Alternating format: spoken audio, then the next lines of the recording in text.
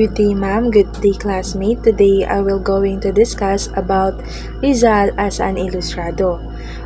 Si Rizal ay kilala din bilang isang ilustrado. So, anong ibig sabihin ng ilustrado? Ang ibig sabihin nito ay edukado at may malalim na pag-iisip.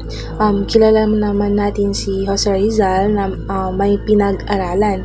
So, ang mga ilustrado ay ang mga kabataang Pilipino noong 1880s na gumamit ng kanilang mga kaalaman upang tutulan ang hindi makatarungang pamamalakat ng mga Espanyol at pang-aabuso ng mga praile. So si Rizal at ang mga ilustrado ay nagdanais ng pagbabago sa mapayapang paraan. So hindi sila gumamit ng dahas. Sa halip, humingi sila ng reforma at pantay na karapatan. At naniniwala sila na ang Pilipinas ay dapat magkaroon ng sariling pamahalaan, isang pamahalaang pinamumunuan ng mga Pilipino para sa mga Pilipino at may pananagutan sa mamamayan. Ibinahagi rin ni Rizal ang kanyang mga ideya sa kanyang sanaysay na The Philippines a Century Hence. So dito, binalaan niya ang Espanya na kung patuloy nilang babaliwalain ang mga problema ng mga Pilipino ay maaaring magkaroon ng himaksikan sa hinaharap. So sinabi rin ni Rizal na karapat-dapat ang mga Pilipino sa pag-unlad at mas maayos na pamumuhay. Dahil dito, naniniwala si Rizal na balang araw ay magiging malaya ang Pilipinas. Ipinakita rin nito ang kanyang pagmamahal sa bansa at ang kanyang pangarap para sa mas magandang kinabukasan. So, yun lamang po at maraming salamat. So, hello. Good morning again. So, today I'm Teres Canoy. So, today let's now proceed to another topic, which is the Rizal proposed reforms. Rizal proposed the adoption of some elementary reforms in order to avoid the costly undesirable explosion. These reforms must come from above for them to become otherwise coming from below would be irregular and unstable. Rizal was convinced that such reforms were well outreached and strategically implemented, the Philippines will be the happiest country in the world. So today let's now proceed to the state one, which is the representation and freedom of the press. The first one is representation in Spanish Cortes, which is Filipino wanted to have their own representatives in the Spanish government, which is the Cortes, so their voice and concern shall be heard. The second one is freedom of press and expression. They also wanted the freedom to write and speak about the problems in the country without being silenced or punished. In state 2, which is the recognition of the government, we have improved government system. This is aimed to make the government system better, more organized, fair, and effective in serving the people. The second one is separation of church and state. The church should not interfere government affairs to avoid unfair influence decision. The lastly is better justice and officials. They wanted honest officials and courts that are fair, not corrupt, and give equal justice to everyone. So that's all. Thank you. Charlotte, my name is Fatima J.S. Fernando and I'm going to tackle about the adoption of a comprehensive examination, also the injustice. So this part explains that Rizal want the adoption of comprehensive examination. This means a complete and fair test for selecting individuals who will serve in government. For Rizal, it is important that people are chosen based on their knowledge, skill, and capability, not because of favoritism or personal connection, because he believed that if we always choose the favoritism or personal connection, economics will not grow, like what happening in this year. He also explained publication of the result. This means mean the results should be made public so everyone can see them. In this way, the process becomes transparent and people will trust that the selection of official is honest and fair. So, Rizal also wanted Filipino to have the same opportunity as Spanish to hold government office. During his time, Filipino were often not given equal right and were treated as inferior. So Rizal believed that giving equal opportunity would create fairness and reduce discrimination. He explained that by allowing participate of Filipino in government, abuse can be reduced. When more Filipino are involved, especially those who understand need of the people, the government can function better. This participate can also serve as an incentive for both Filipino and Spanish to work together for a good government. The next part discusses justice as the foundation of society and the government. For him, justice is very important because it is the basis of peace and order. Without justice, people will lose trust in government. On August 29, 1887, Rizal returned from Europe and received a telephone asking him to report the Malacanang. So, Governor General Emilio Torre requests a copy of his novel Nola Mi Tangere. After reading the Nola Mi Tangere, which exposed the problem in society, so Terrero ordered an investigation in the land in Calamba. So when Rizal learned about this investigation, he felt hopeful because he believed that the truth will finally be discovered. He even prepared a report to help the investigation committee understand the problem better. However, the situation changed when Governor General Torre left his position. After 5 months, the vice government became the acting government general and handled the case. This petition asked for a proper delegate to investigate, but instead, the acting government sent a representative of accused part. So this action was unfair because the accused should be not one investigate the case. Rizal create this and called this a miscarriage of justice. This means that the justice was not properly served. So Rizal point out that a fair system of justice should not rely on the side of the accused. Instead, it should listen to all sides, especially those who are asking for clarification and truth. For Rizal, justice must always be fair, equal, and unbiased because it also foundation of a good and stable society. And that's all. Thank you. Key ideas of politics in Noli Me Tangere. First is return of Crisostomo Ibarra. Ibarra returns to the Philippines but feels like stranger in his own land. Like for example, parang OFW na pagbalik is hindi na maka-adjust kasi iba na ang sistema at trato sa kanya. Next is government corruption. Authorities abuse power and manipulate justice. Like for example, kapag mayaman o may connection, nakakalusot sa kaso. Pero kung ordinary citizen ka, ikaw ang mapapahamak.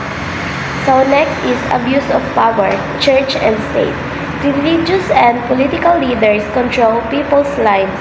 Example, may mga desisyon na hindi fair kasi influence ng power figures, parang favoritism or bias. So next is social inequality. There is a big gap between the rich and the poor. Like for example, yung mayaman may access sa education at justice pero ang mahihirap nakakukuha ng opportunity. So next is personal problems and reflect social issues.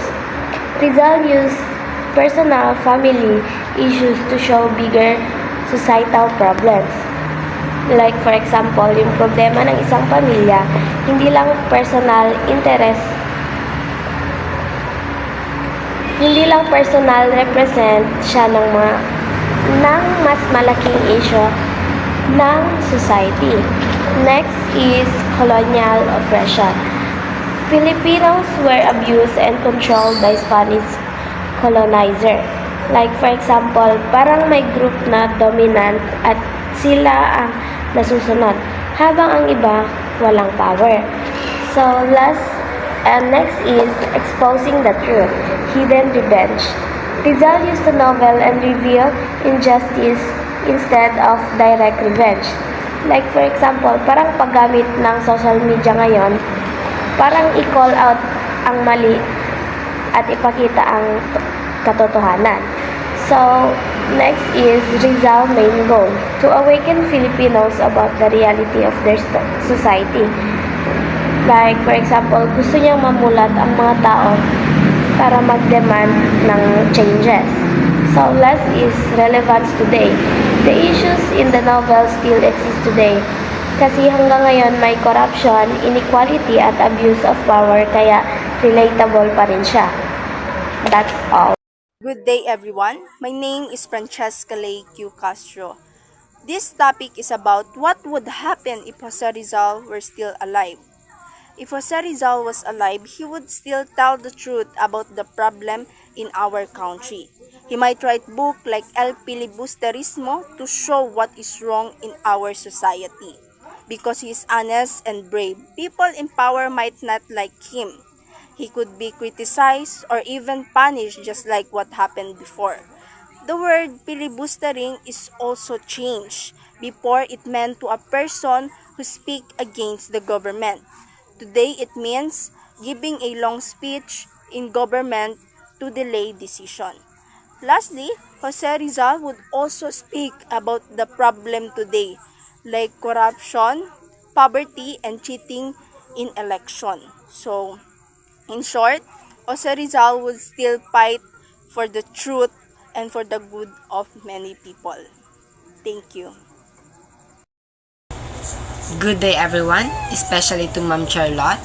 I am Justin Sila Lacasasantos from the HE1A. I will be the second reporter, or I will be continuing our report, which is the Rizal would criticize today's society. Earlier, Ms. Castro discussed about the part of her topic in our topic.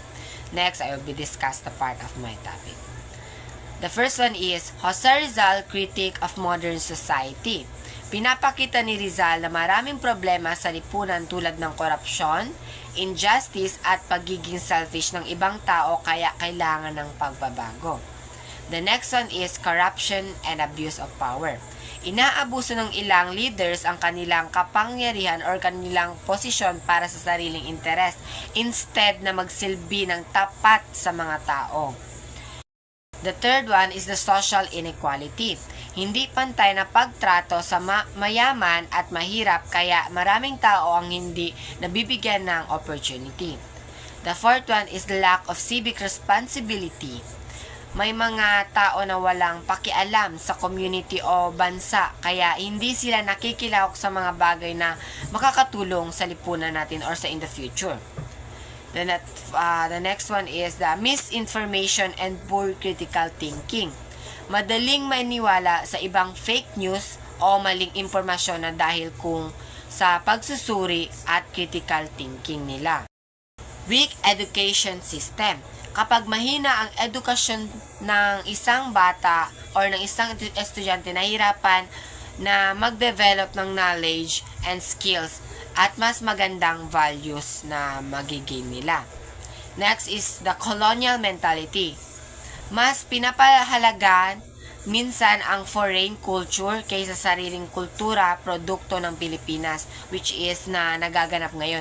Imbes na tangkilikin natin ang sariling atin, mas tinatangkilik natin ang ibang culture or tradition na ginagawa ng ibang bansa. Misuse of freedom. Inaabuso ng mga tao ang kanilang freedom sa paggawa ng mga mali na aksyon imbes na gawin na tama. And the next one is peaceful reform and national unity. Naniniwala si Rizal na mas magandang paraan ng mapayapang pagbabago at pagkakaisa ng mga Pilipino para umundad ang ating bansa.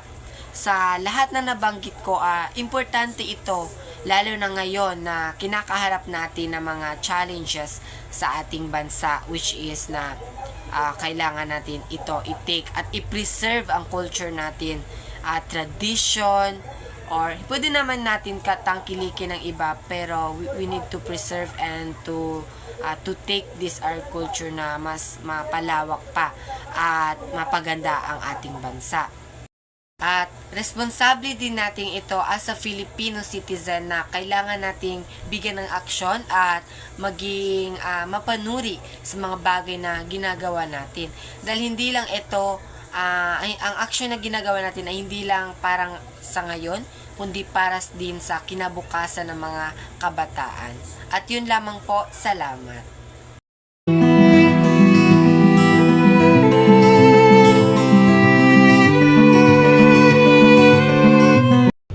Good morning everyone, or good afternoon.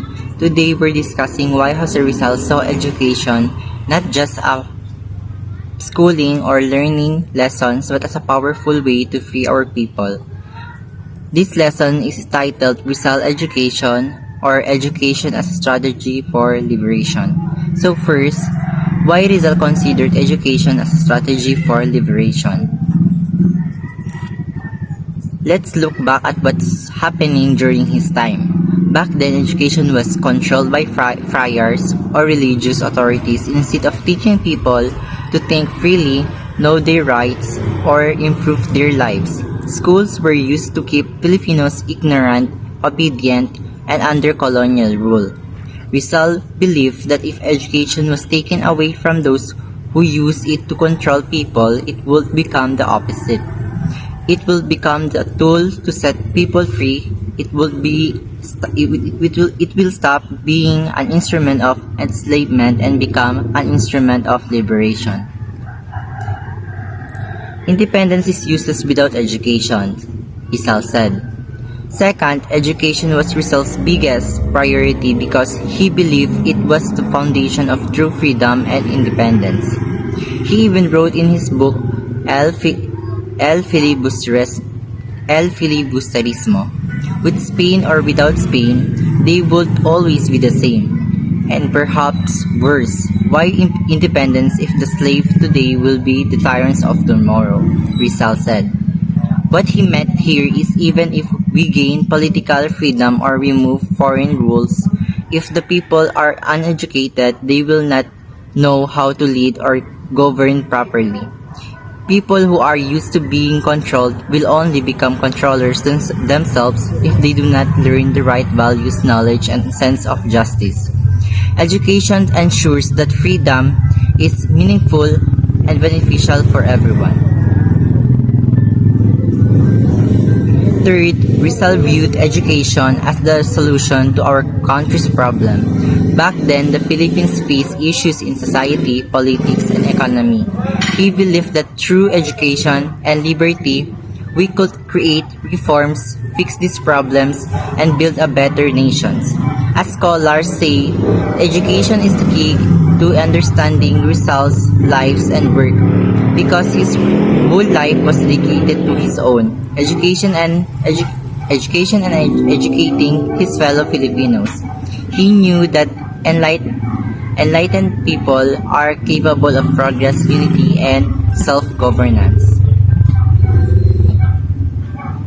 To sum up, for Rizal, education is not just about reading, writing, or counting. It is the most powerful way to achieve true freedom. freedom from ignorance, oppression, and bad governance. It is foundation of a progressive and independent nation. Education for the masses. Rizal wished that education is for the masses. He told his friend, which is Blumentritt, a German scholar, on one occasion. The dream of Rizal of establishing a school in Calamba, Laguna. So what does education for the masses means? Rizal believed that you don't need to be a professional or to have money to be educated. In his letter to his sister, Lucia, he wrote that we cannot be all doctors, but we can all be men and women of character. He also believed that every person deserved to learn, no matter who they are and where they came from. Rizal said that the school is the book of which written the future of the nation. Show us the school, and we shall show you who are we and what you shall be. This means that how we educate our people matters. What your country will become if people are educated, the country becomes free, peaceful, and progressive. In short, Rizal wanted education to reach every Filipino. He believed that education is the key to freedom. Thank you. Good morning, ma'am. Before we start, let me introduce myself first. So, my name is Nicole Jane C. Marshall. So, my topic for today is Rizal School. Rizal schools advocated education as a necessary condition in a free society, necessary in a pursuit of liberty.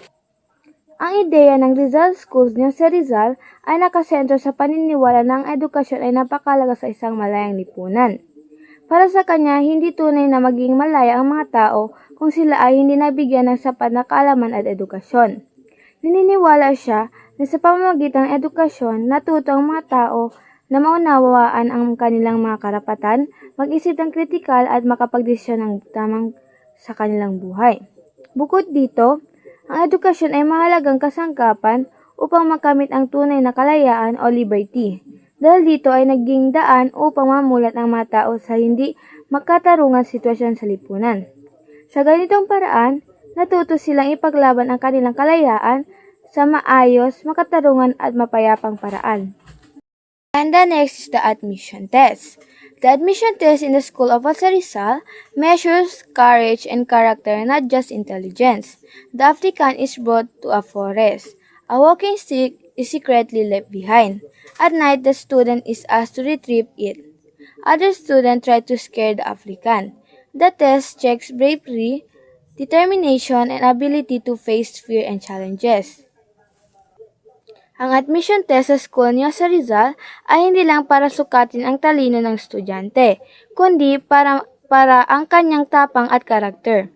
Dinadala ang applicant sa isang forest at may walking stick na iniiwan, nang hindi niya napapansin. Paggabi na, pinapakuha ito sa kanya habang may ibang students na nananakot. Sa pamamagitan nito, nasusubukan kung kaya niyang harapin ang takot, maging matatak at mapagkita ng determinasyon sa kabila ng mahirap na sitwasyon. Good day everyone, so my name is Eliza P. Resurrection. So today, my topic is all about Rizal as a teacher. So first, Jose Rizal was an educator all his life. So, si Jose Rizal ay naniniwala na malaga ang pagtuturo at pagbigay ng kaalaman para umunlad ng mga Pilipino. Next is Road for La Educación at Ateneo Municipal de Manila. Habang nag-aaral sa Ateneo Municipal de Manila, isinusulat ni Rizal ang tulang for La Educación upang ipakita kung paano at gaano kahalaga ang edukasyon sa kabataan at sa bansa. Next is Believe Education is Key to Freedom. Para kay Rizal, ang edukasyon ang susi sa kalayaan. Dahil ang mga edukasyon, tao ay marunong mag-isip at lumaban para sa kanilang karapatan. Next is in El Amor Patrio, promote love of country and learning. Sanaysay at na El Amor Patrio, hinikayat ni Rizal ang mga Pilipino na mahalin ang bayan at gamitin ang edukasyon para sa ikaunlad ng bansa. So last is in Nolit, Mi Tangere, and El Filibusterismo, Crisostomo Ibarra, supported education. So, sa mga nobelang Noli Mi Tangere at El Filibusterismo, si Crisostomo Ibarra ay gustong magpatayo ng paaralan dahil naniniwala siya na makakatulong ang edukasyon sa pag-unlad ng mga Pilipino. That's all. Thank you.